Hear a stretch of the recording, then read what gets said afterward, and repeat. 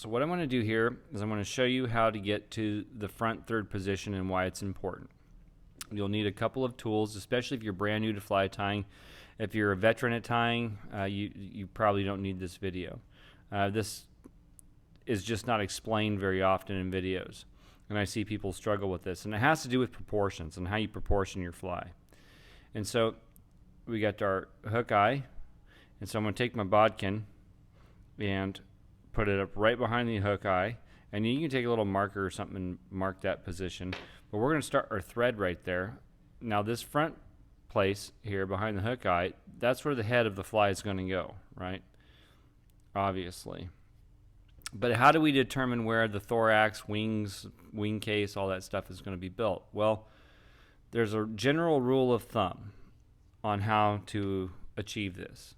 I've seen it on a handful of videos that it's talked about during a specific fly, but I haven't seen any videos on how to do this just over and over during the process. So especially if you're tying trout flies, things of that nature, this is going to come in very handy. Nymphs, dry flies, midges. And it's universal through multiple size hooks. This is a 12, but it really makes no difference. You can do this on a 16, a 14, 18, 8, whatever it is. So get yourself a stiff pair of scissors or something to be a good gauge.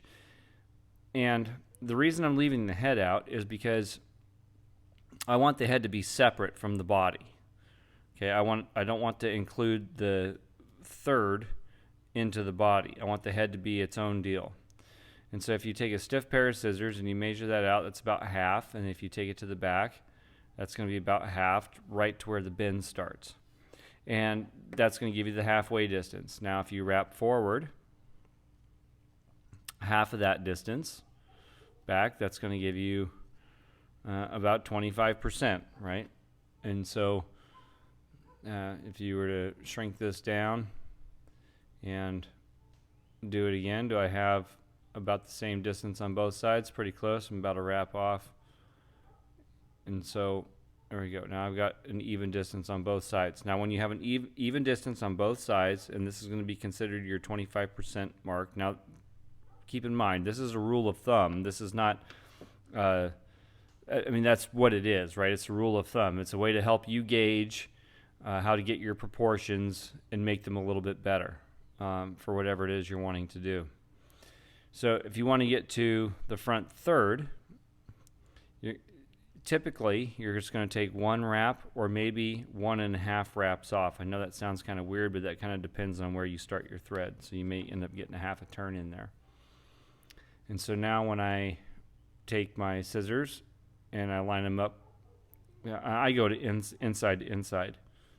And so when I line these up on inside thread to where my thread started, I go 1, 2, 3. Now I'm back at the hook bend. And the reason this is important is because this is the position where you're going to set your wings if you're tying dry flies. This is also going to be the position where you're going to set things like your wing case.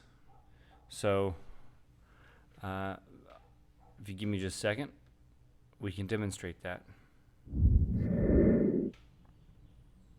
Okay, so what I have here is just some goose quill from a pointer feather, and I'm not going to try to make this too fancy, but I do want to show you. So when you're tying in your wing case, this would be the position where your wing case starts,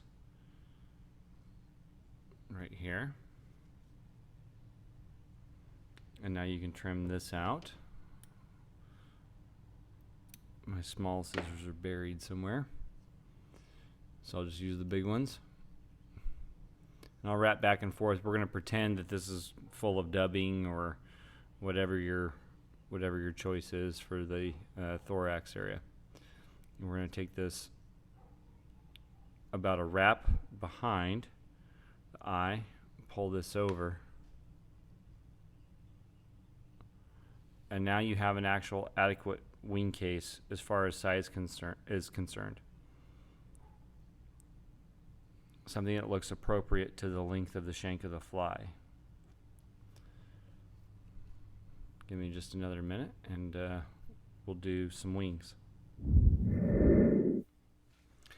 Okay, so don't mind the hackle. I'm going to just show this as reference, so don't mind the colors or anything. I'm not building a fly. But as you use something, for instance, like hen as a wing, and you place that down on top, and once you lift up, don't crucify me, I'm not building the fly, I'm just showing you positioning.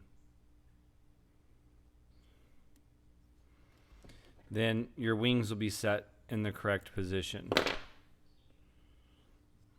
And as you come forward, and I'll do another video on how to set wings and everything. But now you have your wings, and so when you bring your hackle forward to make a dry fly, I'm not going to worry about making it pretty, but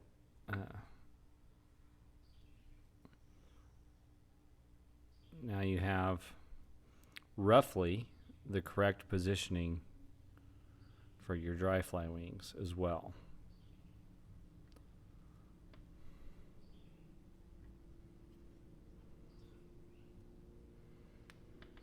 Again, I'm not trying to make this a fly or make it pretty or anything. I'm just trying to show you how to get to the position of the 1/3 mark, or the front third. It's referred to different ways.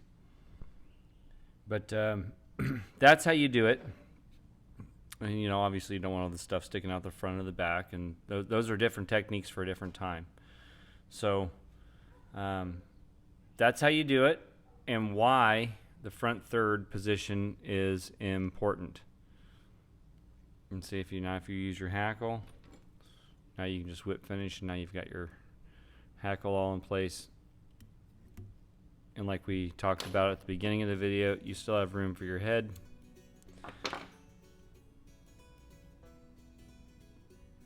And now you have a dry fly.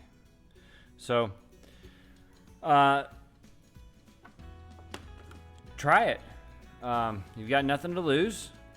This is, again, a rule of thumb. This is the way flies have been built for a very long time.